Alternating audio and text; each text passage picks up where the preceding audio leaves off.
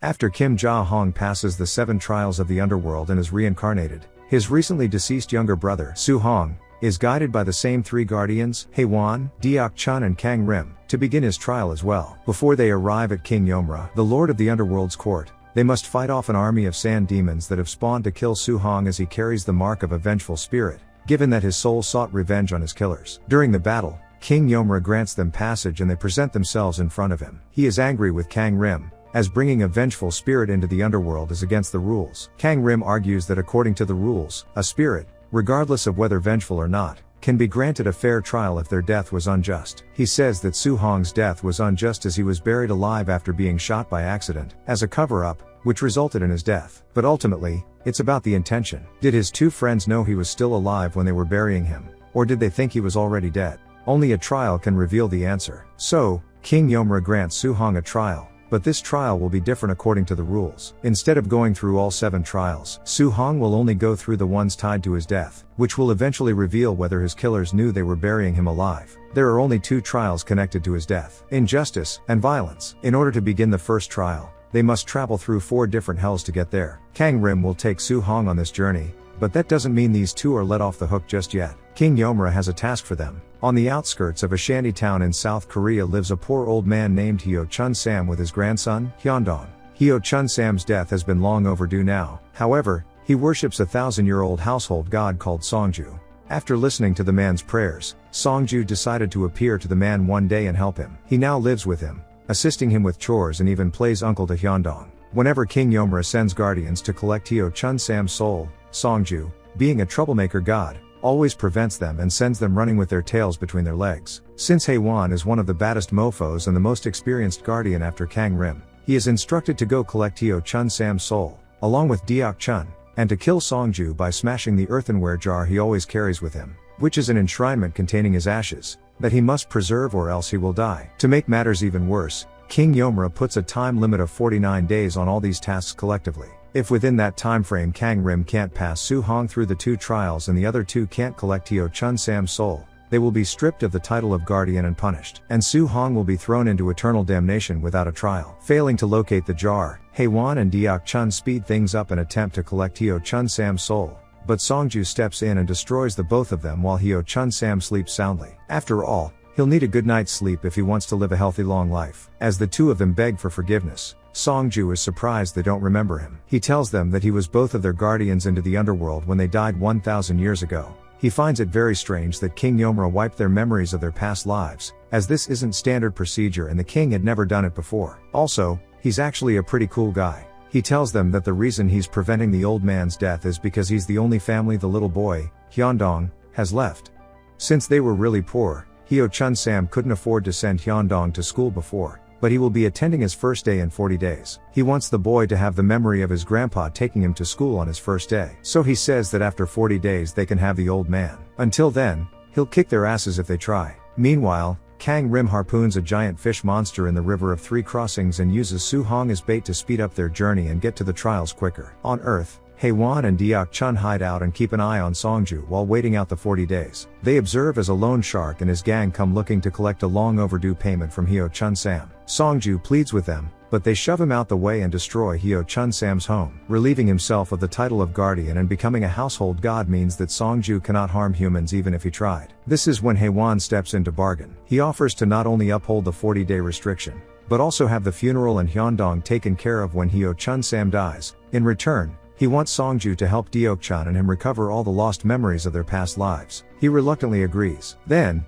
their conversation is interrupted by the loan shark threatening to break Hyundong's leg as a lesson to his grandpa. But don't worry, as Hae-won steps in and shows them why that's not a very nice thing to say, by breaking all of their legs. In return for this kind gesture, Songju keeps his promise by telling Hae-won about his past life. It appears Hae-won was an even badder mofo back in the day. 1,000 years ago, during the Goryeo dynasty, Hae-won was one of the greatest military generals, known as White Wildcat, for the white fur scarf he always wore during battle. He slaughtered many Jurchen invaders at the northern border by the dozens, while still keeping his white fur scarf spotless, because even their blood was afraid to get clapped by the Wildcat.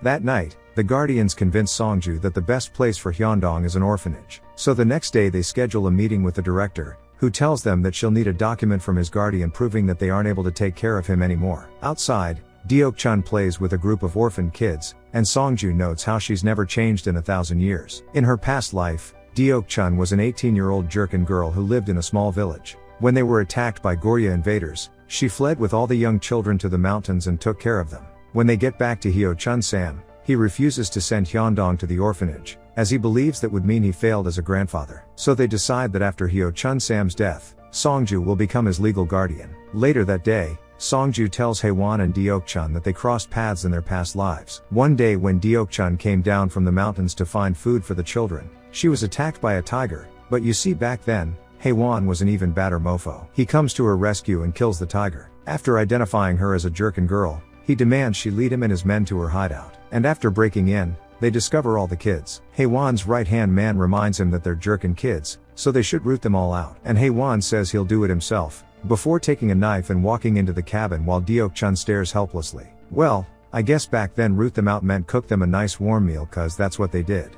On TV, Haewon sees that Soo-hong's body was discovered and the two responsible for his death were arrested. Along the journey, Kang Rim and Soo-hong argue over his death. Soo-hong believes that his death was a genuine mistake on his two friends' parts, that they really believed he was dead when they were burying him, and if they knew he was still alive they would have stopped and helped him. He says they were like brothers to him, and there's no way they'd betray him. But Kang Rim interrupts him, saying that he was once betrayed by his own brother in his past life. It appears that even though Kang Rim had become a guardian at the same time as Deok-chan and Haewon, he still retains all of his memories. So, 1,000 years ago, Kang Rim's father, General Kang Moon-jik, was the commander-in-chief of the Goryeo army against the Khitans. When Kang Rim was a teenager, his father made him tag along on the battlefield, so that he may learn and follow his footsteps, to become a great general as well. Whenever the Khitans would surrender after a devastating loss, Kang Moon-jik would let them go. Kang Rim was against this. He believed that they were barbarians and deserved no mercy, yet his father always preferred mercy over killing. One day while making their way back through a war-torn Khitan village, they see a young boy, the lone survivor of his village,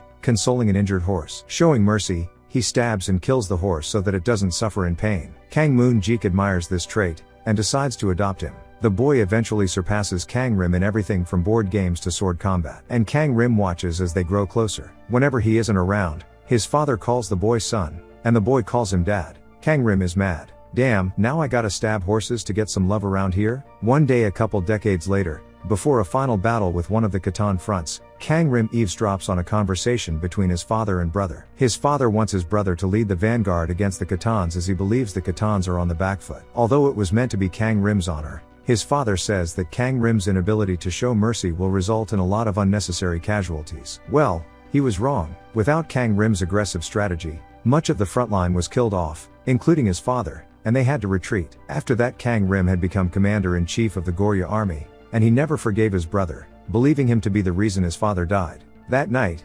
Deok-chan and Haewon ask Songju more about their lives, and he tells them that they had become close friends. But one day, Haewon asks about her parents, and she tells him that they were simple farmers who were killed when the Goryeo attacked their village. She says they were killed by the general known as White Wildcat, who wore a white fur scarf that covered the lower part of his face. Oops, my bad, says Haewon, silently within his head. Kang Rim and Soo-hong arrive at the first trial, the Hell of Injustice, where souls are punished in ice for hundreds of years. They present themselves before King Urgo. The prosecutors say that after becoming a vengeful spirit, Soo-hong had wreaked havoc on the living world and the underworld, and for that reason he is a grave sinner and should be confined in ice for 500 years. When Kang Rim states that his killers knew they were burying him alive, King Urgo asks to see proof, but all of Soo-hong's records were thrown out as protocol when he turned into a vengeful spirit. So, Kang Rim summons a witness from the living world, Dong Yun, the man who shot Soo-hong. While in hospital after attempting to end his life out of guilt for what he did, they summon him during his sleep. Believing this to be a dream,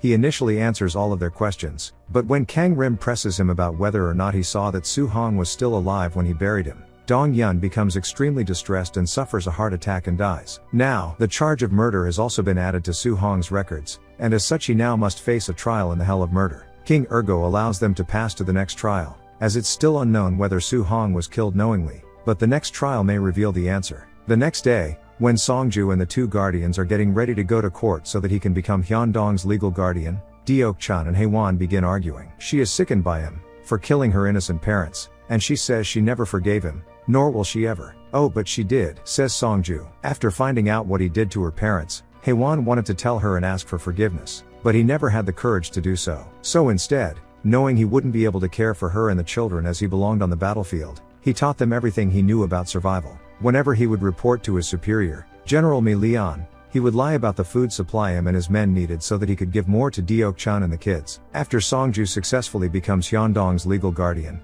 they make their way back home, only to find that the loan sharks from earlier had returned when they were out, destroyed the entire place and attacked Hyo-chun Sam. Immediately, Songju falls to the ground. Earlier, while vandalizing the home, the loan sharks had broken Songju's jar, and now he's dying. As he grows weaker, he continues to tell their story. One day, Mi Lian grew suspicious, so he tortured one of Haewon's men until he told him the truth. He tied Haewon and his friend to a tree and left them for the wolves while setting out to find the kids' hideout and kill them. But you see, back then, Haewon was an even badder mofo. After killing the wolves, he drags his friend's body by himself all the way up to the mountains and warns Deok-chun before Mi Lian and his men can get to them. As Mi Lian approaches, Haewon tells Deok-chun to leave with the kids while he buys them time. Before she walks away, he takes out the white fur scarf and ties it around her to keep her warm. He then tells her he is sorry. She begins to cry, but in her pain, she still hugs and forgives him. As she leaves, Haewon turns to Mi Lian and his men and draws his sword for the final time.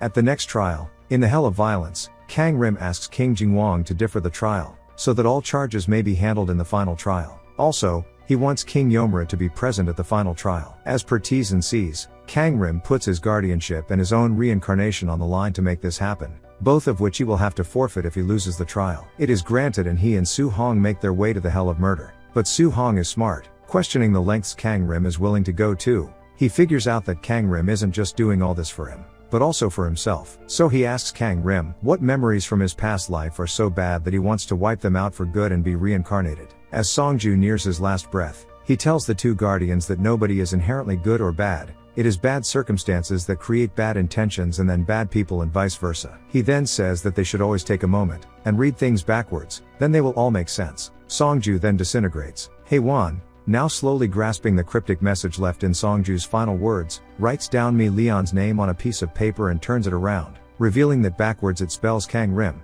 in Korean that is. Then, we see the final showdown. Kang Rim draws his sword on the helpless Haewon, who, apparently, was his adoptive brother if you didn't catch that yet. Haewon begs him to spare the kids, but Kang Rim kills him, only for him to be killed himself by Deok-chun, only for her to be killed by him. As all three of them lie there, King Yomura approaches Kang Rim and asks why he is crying. Is it because he got wasted by a girl, or because he's sorry for what he did? As Kang Rim and Su Hong appear in the final court before King Byeong-song, Haewon and Deok-chun hide out and observe the trial. Kang Rim summons one more witness, Park Mu-sim, the other man responsible for Su Hong's death. Park slips into a trance while in the prison courtyard and his consciousness appears in the court. Kang Rim asks him whether he knew that Su Hong was still alive when he buried him, but Park is afraid to reply.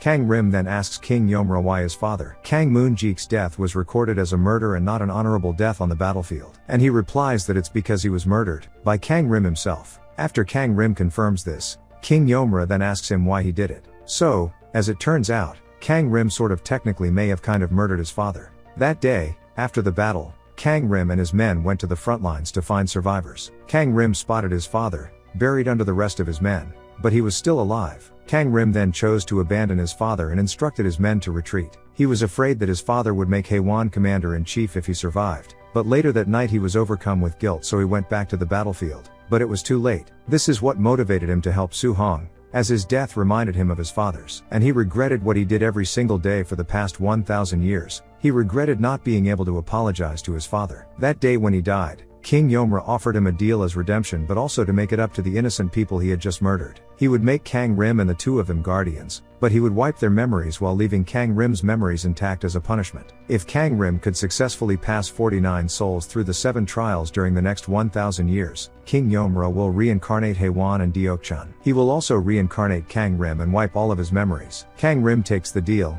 having regretted what he did, and wanting to forget it all. He wanted Haewon and Deok-chun to get a second chance at life and he wanted one without the burden of guilt for his sins. After hearing about Kang Rim's immense regret for what he did to his father, Park gains the courage to confess that he and Dong-yeon did in fact know that Su Hong was still alive when they buried him. But since he was struggling to make ends meet with a baby on the way and a promotion around the corner, he convinced himself it was too late anyway. He then apologizes to Su Hong and he is forgiven before he leaves, and returns back to jail. Fucking idiot. This also means Dong-yeon died from the shock of guilt rather than murder. King Byeongsong then clears Su Hong of his charges and he is transported in line for reincarnation. Su Hong was Kang Rim's 49th soul. Then, they go to collect Hyo Chun Sam's soul, but they decide to defer his ascension until Hyundong Graduate School. Until then, they will remain guardians instead of reincarnating. Then, Kang Rim takes the other two guardians to guide the next soul, who happens to be Dong Yun. Before they begin the trials, he attempts to come clean to Deok Chun and Haewon about what he did to them, believing they don't know, but they have already forgiven him, and tell him that it's a 1,000-year-old story anyway. The end.